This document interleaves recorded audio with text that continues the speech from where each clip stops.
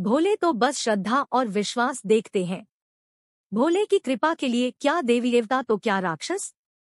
वह अपनी शरण में आए सभी श्रद्धालुओं पर न केवल कृपा करते हैं बल्कि उन्हें मनोवांछित फल भी प्रदान करते हैं। ऐसी ही एक कथा जुड़ी है मृत्यु के देवता यमराज से। जब उन्होंने भोलेनाथ को यूं ही बिना किसी वाहन के भ्रमण करते देखा तो उनके मन में एक इच्छा जागृत हुई। बस फिर क्या था, यमराज ने भगवान शंकर के समक्ष अपनी इच्छा प्रकट की और फिर क्या हुआ, आइए इस आर्टिकल के जरिए विस्तार पूर्वक जानते हैं। यूं ही नहीं, यमराज ने भी किया था वर्षों का तप। पौराणिक कथाओं के अनुसार भगवान शिव बिना किसी वाहन के ही संपूर्ण संसार में विचरण करते थे। एक दिन जब वह जगत में विहार कर रहे थे तो यम ने उन्हें देखा। उनके मन में यह बात आई कि वह भोलेनाथ के वाहन बन जाएं। लेकिन यह इतना सहज नहीं था, तो उन्होंने शिव को प्रसन्न करने के लिए कठिन तप किया। यम के तप से शिव शंभु प्रसन्न हुए और उन्होंने यम को बैल रूप में अपना वाहन बनाना स्वीकार किया। भोलेनाथ ने बैल रूप को इसलिए चुना क्योंकि बैल अत्यंत भोला होता है। उसके मन में किसी भी प्रकार का छलकपट नहीं होता। यही वजह है कि भोले बाबा ने बैल यानी कि नंदी को अपना वाहन नियुक्त किया। यही नहीं, शिव जी ने नंदी को अपना प्रधान सेनापति भी बनाया। कहा जाता है कि भगवान शिव की सेना नंदी बाबा के कहने पर ही चलती है। भोलेनाथ ने ऐसे दिया मुनि को पुत्र प्राप्ति वरदान। पौराणिक कथाओं के अनुसार पुरातन काल में एक शिलाद नाम के एक ऋषि हुए, जो कि पूर्ण रूप से प्रभु की पूजा में लीन रहने लगे थे। ऐसे में परिवार के लोगों को उनके वंश की चिंता हुई। यह परेशानी लेकर सभी उनके पास पहुंचे और गृहस्थ जीवन में वापस आने का निवेदन किया। हालांकि वह नहीं माने, लेकिन उन्होंने जन्म मृत्यु से परे संतान प्राप्ति के लिए देवराज इंद्र की पूजा की।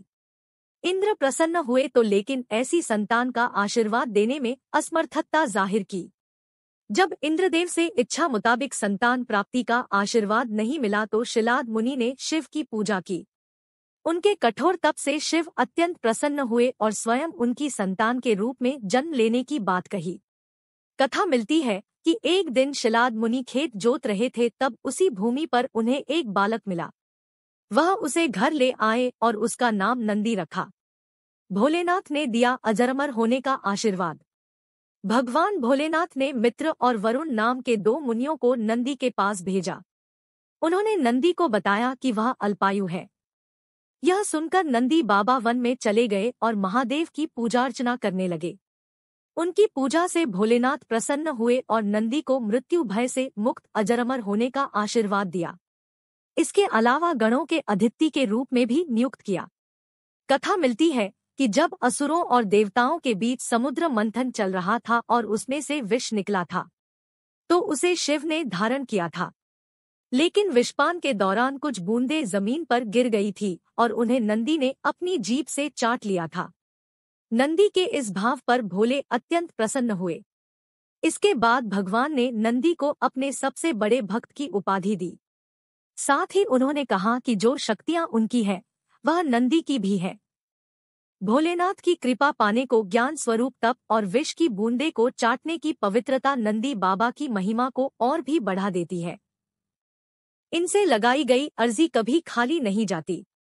भोले बाबा ने नंदी को यह आशीर्वाद दिया था कि उनकी पूजा से पहले नंदी की पूजा की जाएगी।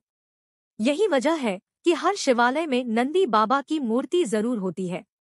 यही नहीं, यह भी मान्यता है कि यदि आपको भोलेनाथ से कुछ मांगना है और आपने नंदी बाबा के कानों में सच्ची श्रद्धा, पवित्रता और अटूट निष्ठा से अपनी बात कह दी तो वह भोलेनाथ तक जरूर अर्जी पहुंचा देते हैं।